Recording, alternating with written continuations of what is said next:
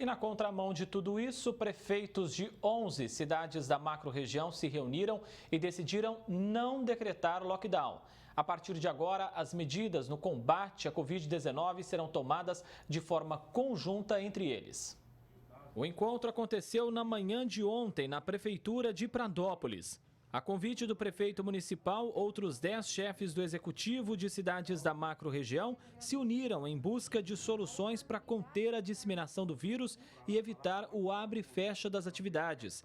O lockdown foi descartado por unanimidade. A reunião aconteceu porque a gente vinha percebendo que os prefeitos estavam tomando algumas decisões assim isoladamente, né?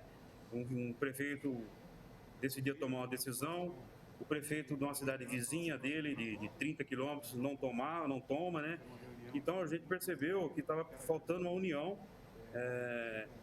de tomar essas decisões entre as cidades vizinhas, bem próximas, para que tenha algum efeito. E nós percebemos que você tomar uma decisão isoladamente, o efeito prático é muito pouco. Então participou Pradópolis, Guariba, Sertãozinho, Luiz Antônio, Barrinha, São Simão, Dumão, Jabuticabal, Monte Alto, Cravinhos e Pitangueiras. Nós decidimos assim que neste momento, pelos dados que a gente tem e a situação de cada cidade, que não seria necessário a gente decretar um lockdown neste momento. O chefe do executivo de Pradópolis, que tomou a iniciativa de acionar os outros prefeitos, acredita que o comércio não pode mais ser responsabilizado pelas aglomerações e que o diálogo entre os municípios vizinhos é o melhor caminho para a tomada das decisões.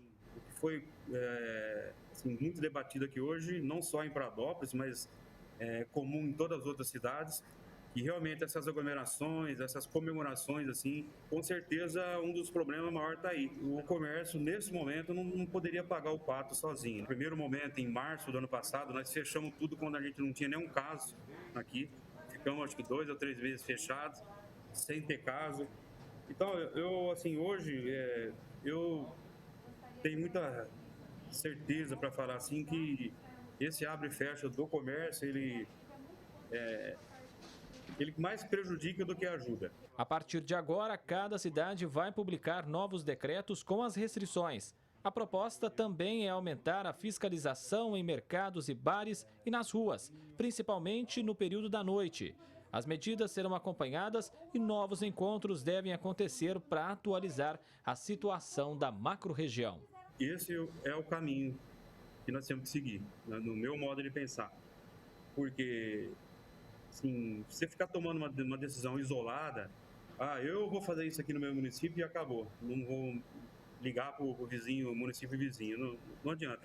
Tem que ter essa união. Eu tenho que ser o meu fiscal para eu proteger a mim e a minha família. Não precisa vir alguém falar para mim que eu tenho que usar máscara, se eu for em algum lugar eu tenho que usar máscara, lavar as mãos, fugir de aglomeração nesse momento.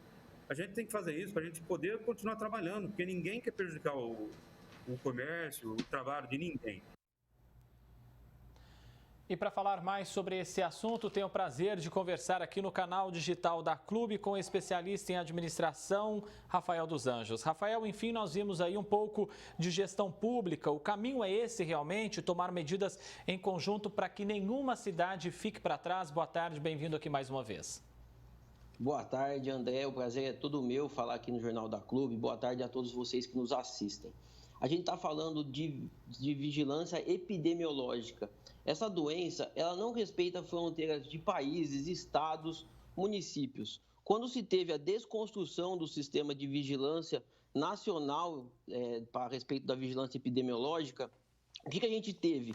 A responsabilização dos municípios passou por uma gestão descentralizada. Quando você descentraliza uma tomada de decisão que precisa ser rápida e eficaz, o que os prefeitos têm feito com essa medida é tentar reconstruir esse sistema que foi descentralizado por uma decisão judicial no ano passado. Então, é uma correção dessa distorção do sistema. Toda decisão que se trata de uma pandemia, ainda mais com essa gravidade, a gente precisa tomar com o governo central, com decisões rápidas que olham o todo e não apenas as microdecisões.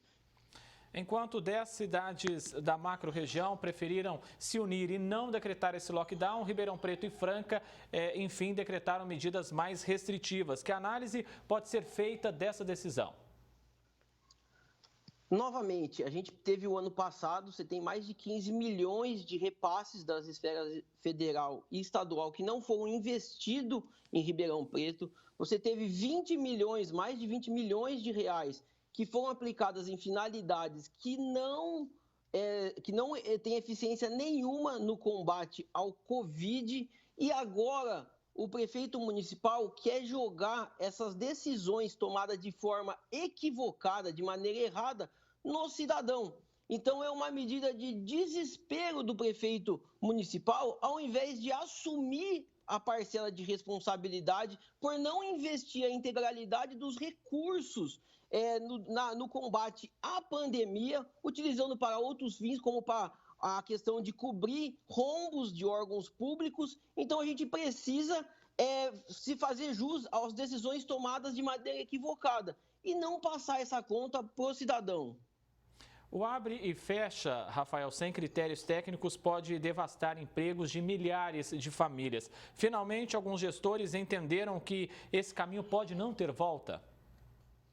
Olha, André, as decisões foram muito equivocadas tomadas.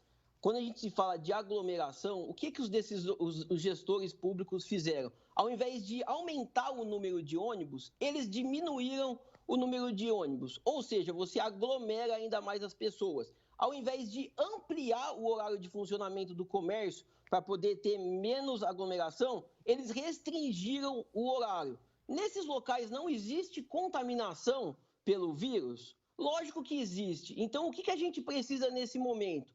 Tomar decisões que a gente arque com as consequências delas. Hoje pela manhã eu estive visitando o centro da cidade para ver o impacto do lockdown e eu vi o prefeito municipal chegando na prefeitura com seu motorista particular. Ou seja, o prefeito municipal pode andar com motorista particular e a população não tem direito a ônibus, o transporte público é suspenso. Situação mais triste, André, é você ir num restaurante popular no centro da cidade. A fila desde as 9h30 da manhã, quilométrica, de pessoas que talvez façam a única refeição naquele local. Ou seja, a conta do impacto econômico está chegando e está chegando de uma forma triste. E a gente precisa de gestores inteligentes nesse momento e estrategistas que usem as informações dos especialistas das áreas e que eles identifiquem as variáveis que precisam ser controladas, mas a gente precisa de gestor, de estrategista, que tenha uma visão sistêmica e não que olhe apenas o específico ou apenas o seu próprio umbigo. É triste realmente, né, Rafael? Pandemia em Ribeirão Preto, sacrificando a área da saúde e também da economia. Muito obrigado mais uma vez pela sua presença aqui. Eu que agradeço, André. Uma boa tarde. Igualmente, até mais.